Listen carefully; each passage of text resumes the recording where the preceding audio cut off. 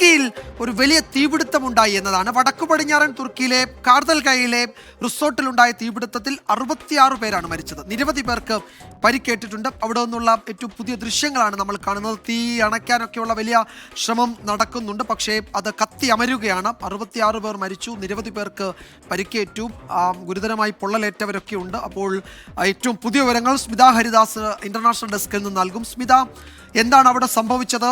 ഈ ദുരന്തത്തിനിരയായവരുടെ എണ്ണം ഇനിയും ഉയരുമെന്ന് ആശങ്കാജനകമായ റിപ്പോർട്ടുകളാണ് വരുന്നത്, അല്ലേ?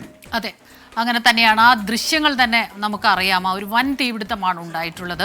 അത് കർത്തൽഗയ സ്കീ റിസോർട്ടാണ്. അത് അവിടെ 234 ഗസ്റ്റ് അന്ന് ഉണ്ടായിട്ടുണ്ട് എന്നാണ് കണക്കുകൾ.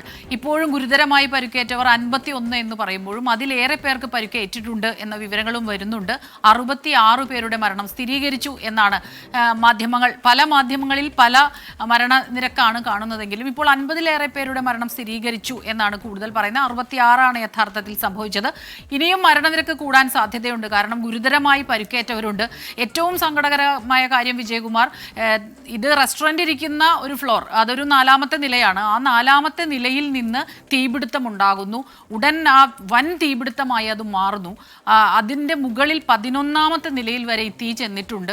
അതിലുള്ള അതിഥികളെല്ലാം ഈ തീ കണ്ട് ഭയന്ന് അവിടെ നിന്ന് മലനിരകളുടെ മുകളിലുള്ള ഹോട്ടലാണിത്, അവിടെ നിന്ന് ചാടാൻ ശ്രമിച്ച് അങ്ങനെ മരണമുണ്ടായിട്ടുണ്ട്. അപ്പോൾ ആ രീതിയിൽ വല്ലാത്തൊരു ദുരന്തത്തിലേക്കാണ് ഈ കാര്യങ്ങൾ പോയത്. വെളുപ്പിന് 3 മണിയോടുകൂടിയാണ് ഈ തീ കണ്ടത്. 3ാം നിലയിലുണ്ടായ രക്ഷപ്പെട്ട ഒരാൾ പറയുന്നത്, വെളുപ്പിന് ഇങ്ങനെ ഒരു ഫയർ വരുന്നു, വല്ലാത്ത അലർച്ചയും കരച്ചിലും ഒക്കെ കേൾക്കുന്നു. മുകളിലേക്ക് പോകാൻ നോക്കുമ്പോൾ മുകളിലെ എല്ലാ നിലകളും തീയെടുത്ത് കഴിഞ്ഞിരിക്കുന്നു. താഴേക്ക് വന്നാണ് അവർ രക്ഷപ്പെട്ടതെന്ന് പറയുന്നു.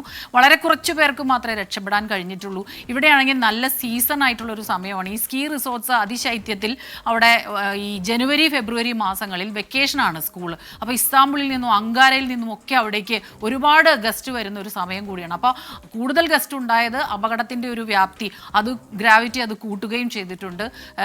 രജബ് തയ്യിബ് എർദോഗൻ പ്രസിഡന്റ് അനുശോചനം അറിയിച്ചിട്ടുണ്ട്. ഒപ്പം തന്നെ എന്താണ് ഇതിന് കാരണം, ഈ തീപിടുത്തത്തിന് കാരണമെന്നും ഉത്തരവാദികൾ ആരാണെന്നും കണ്ടുപിടിക്കും. ഉടൻ തന്നെ അന്വേഷണം നടത്തും. അതോടൊപ്പം തന്നെ നിറയെ ഫയർ എഞ്ചിനുകൾ, 32ഓളം ഫയർ എഞ്ചിനുകൾ, ആംബുലൻസുകൾ എല്ലാം അവിടെ കൂടിയിട്ടുണ്ട്. ഉടൻ തന്നെ ആശുപത്രിയിലേക്ക് എത്തിച്ചു എന്നാണ് വിവരങ്ങൾ. എങ്കിൽ പോലും ഇത്രയും ജീവനുകൾ ഒരുമിച്ച് പൊലിഞ്ഞു പോയിരിക്കുകയാണ് ഈ വൻ തീപിടുത്തത്തിൽ. സ്മിത ഹരിദാസ് ആണ് വിവരങ്ങൾ നൽകിയത്. മനസ്സിലാക്കുന്നത് ഒരു ഹിൽ സ്റ്റേഷനാണ്, ഒരു പ്രാദേശിക അല്ലെങ്കിൽ ഒരു വിനോദസഞ്ചാര കേന്ദ്രമാണ്.